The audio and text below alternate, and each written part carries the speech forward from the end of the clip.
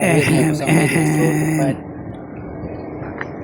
11.55 pagi lagi. Dekat luar nampak macam tak ramai, tapi yang pasti inilah tempatnya. Oh, ramai juga tu, nampak tu. Yep. Siapakah nombor ke-100? Adakah aku?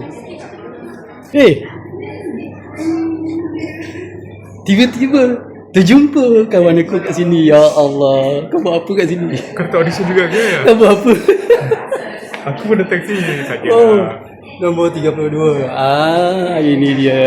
Ini kalah aku dengan dia. Ini saja-saja suka-suka tak ada kerja nak buat, so kita orang datang ke audition Sinar Emas sebab kita dah berusia kan, nak cuba bakat jadi part time radio anchor lah. Sinar Emas maksudnya kita dah usia emas lagi ya. Okay, warga emas lah.